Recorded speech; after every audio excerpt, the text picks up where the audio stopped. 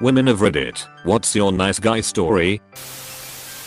Okay, my best actual nice guy moment. I went out after work in London with friends and caught the last late train back out to where I lived. Long story short, I was pretty drunk and somehow managed to fall asleep and miss my stop. I started panicking, crying, and realized that my phone battery was dead and I didn't have my housemates' numbers written down. Basically, I was ducked roughly 80 miles from home in the middle of the night, drunk. Not great, I know, but I was very young.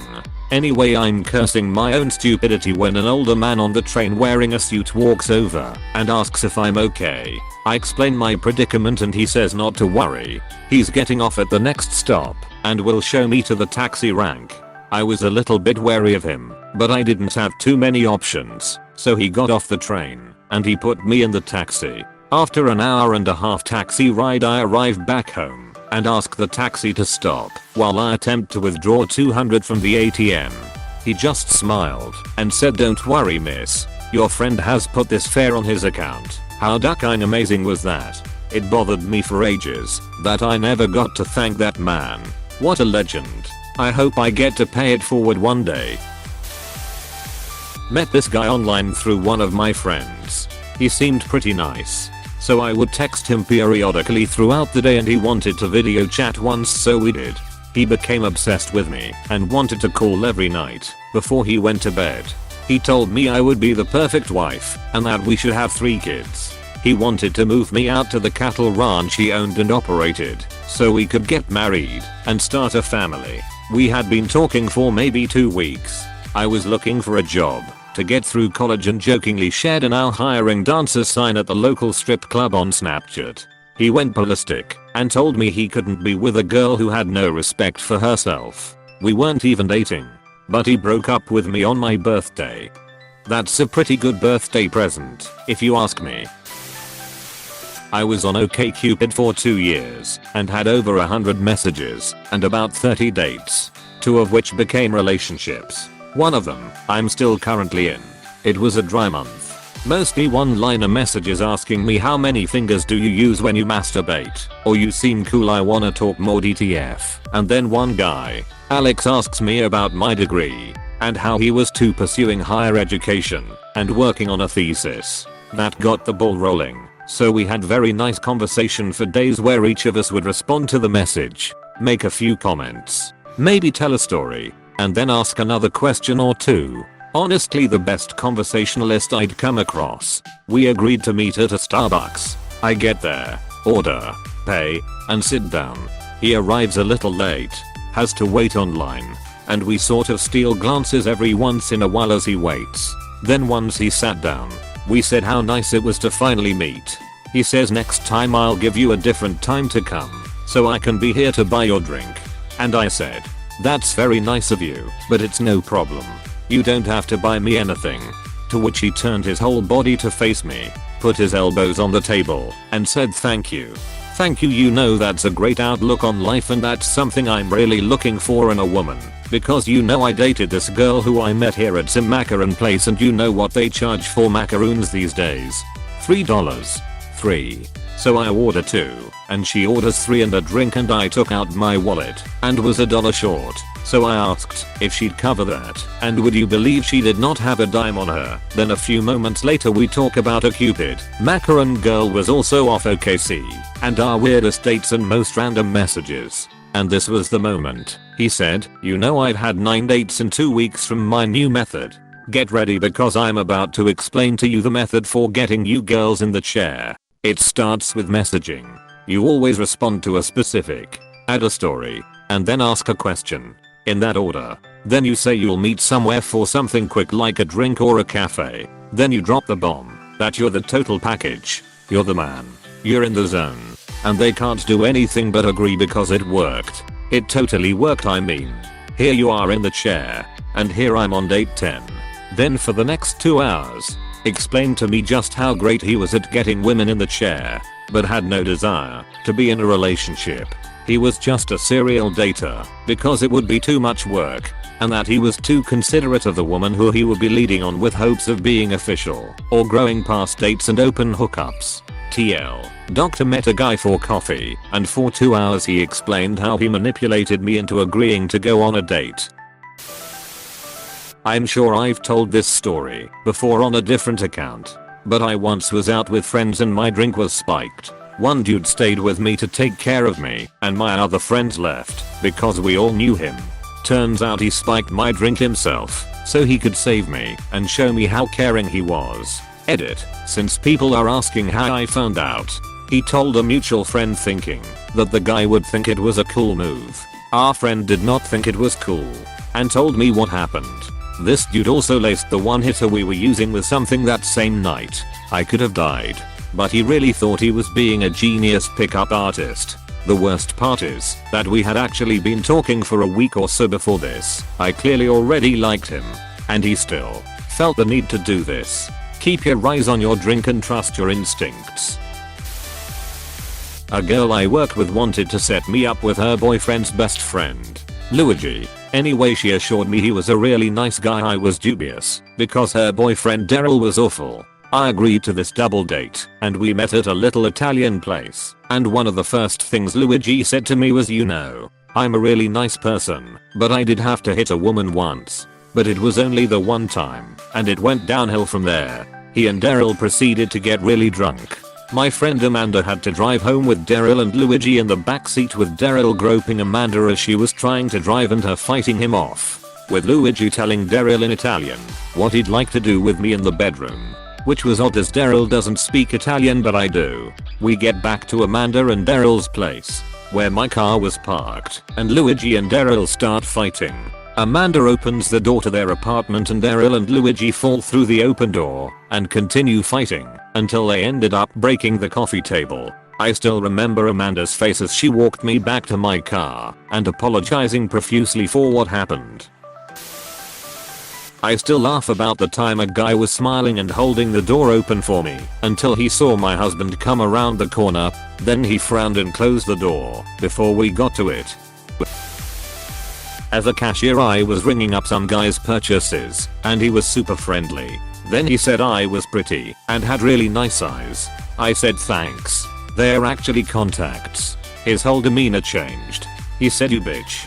Then walked away and in a quieter voice muttered, "Lying sluts." Still loud enough for me and the sweet old lady in line behind him to hear. I was upset about it at first, but when I told my fiance about it later, we started laughing over how ridiculous it was. Now it's a running joke between my fiance and myself, and we laugh about how, when I don't out the lid on the toothpaste or something, that I'm a lying slut. This poor guy. Oh lord. He tried so hard. I felt so bad. I tried to tell him. Hell. He met my boyfriend several times, but he kept trying.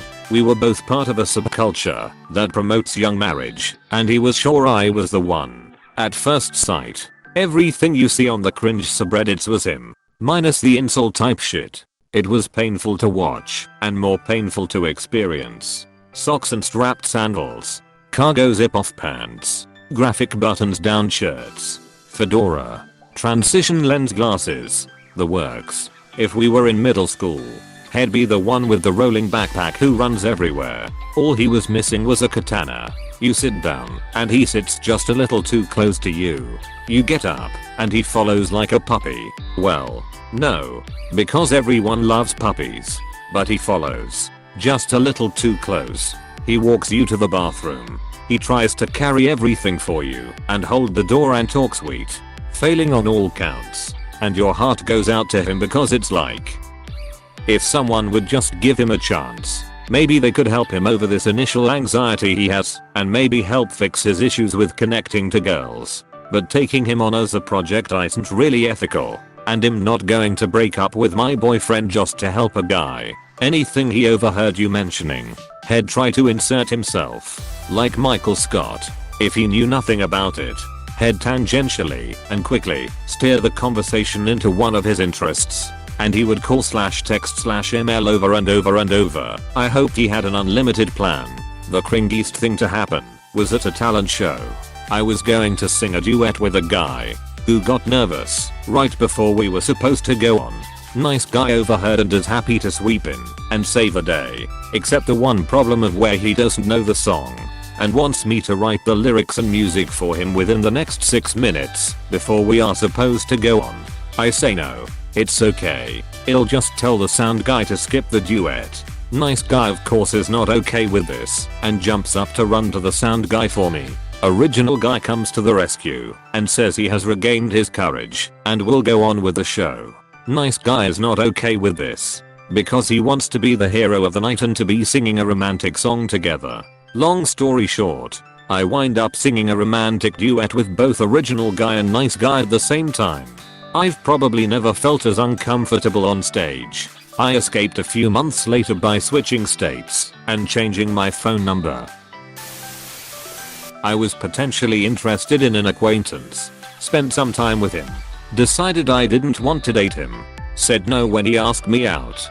He kept calling me up to tell me he could see I was broken and he was going to save me. During middle school I used to sit with a group of friends at lunch and we would play trivia games. Anyway, this guy, I'll call him John, would play with us. He was more or less part of our circle of friends and basically ran the whole trivia game. Sometimes he would even bring small prizes such as packs of gum or Hershey Kisses for the winner. No one ever asked him to, he just did. He was also always really nice. He would text me constantly and we would share personal things, venting and offering advice. Anyway, fast forward to the beginning of 9th grade. I had just broken up with my middle school boyfriend and started talking to another guy. We had hung out a few times to a few weeks after I had gotten out of my relationship. John happened to drive by one time while we were walking around and immediately texted me about it, practically blackmailing me that he would tell all my friends I had cheated and that if I wanted him to not, then we needed to grab a cup of coffee together and I needed to explain the situation to him, which I did over text. Fast forward some more and I'm now dating the guy I had been talking to, and John is still talking to me about his problems and doing what friends should do when out of nowhere things get weird. He starts sending me texts or cornering me in the halls at school asking if I'd sucked my boyfriend's dick, if he's seen me naked, etc, etc. Of course I didn't tell him anything, but then things got weirder. I leaned over one time and saw my boob, then all of a sudden had to go out of his way, had to pull me aside and tell me because he was just being nice. He later texted me multiple times telling me why he should be allowed to see more and how he was better than my boyfriend and would treat me better, and we already talk about our problems, etc, etc. I said no on multiple occasions and he just would not take it. For months he followed me relentlessly and then pulled the whole "I'm going to kill myself because you don't love me and you only don't like me because I'd actually treat you right." After that we didn't talk for months and grew apart over the years. Now we are graduated and I just got a text from him thanking me for my friendship and asking to go out for coffee like in the good old days. A guy, we are childhood friends, took me out for touristy stuff and all cause it was my first time in New York. He insisted on paying for everything that day, and when it got late, dropped me all the way to the other side of the city so that I'd return safely to my cousin's place. He just does small nice things pretty much all the time and it just makes me glad to have known someone like him. When I was in 6th grade, I hung out with this group of kids in our apartment complex, most of them much older than I was. Chad was 16 with braces, acne, horrid teeth. He would separate me from the group and corner me for a kiss all the time, telling me I owed him because his mom had me over for dinner since she knew I was a latchkey kid. "We take care of you, don't we? Take care me." Gross. I never did it. Sometimes we would have fun playing basketball or going swimming. If the other kids in the group wandered off, I'd come up from the water and his dick would be out. He'd be grinning wildly at me and shaking it, and as I ran away slipping on the wet tiles, he shouted crazy shit about how I can't come over for dinner anymore. I met a guy, let's call him Dan because that's his name, on Facebook. We had mutual friends in common. They vouched for him, and the chats we had were innocently about bands, movies, the best location for hot chocolate. We were both 23. I had PTSD at the time from a car wreck and liked the distraction of Dan's conversations. I went away to the US for 6 weeks, and he was curious about what it was like there, so the chatting intensified, with me sharing photos of different places and anecdotes about what I'd been up to. When I got home, I agreed to go on a date with him to get hot chocolate. He insisted the only day that worked was the day I'd arrived home. After a 28-hour flight, I agreed, but said it would have to be short. He ended up driving us over an hour away to get hot chocolate, warning flag 1, and then a further hour to get a nice view of the city, warning flag 2. I was nervous, but too tired to really complain, and all he did was play with my hair. After that, he'd message me every 5 minutes and insist on calling each night. A week later I had to get surgery on my shoulder. My mum couldn't take me to the hospital, so he said he'd give me a lift. When I was there, I kept saying he'd better go, and he just lingered. The nurse came in and said to get changed into a hospital gown. Everything off except panties, etc, etc. He wouldn't leave the cubicle.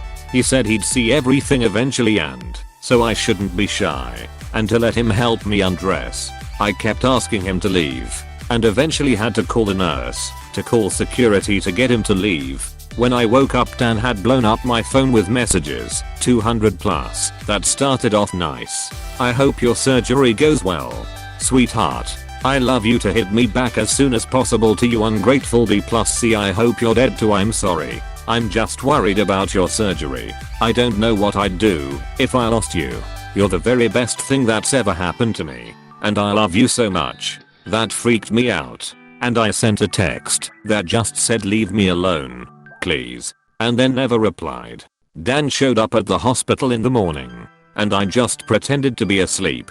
He stayed for 4 hours. Each time the nurse came in, I just pretended to be out of it, then pass back out.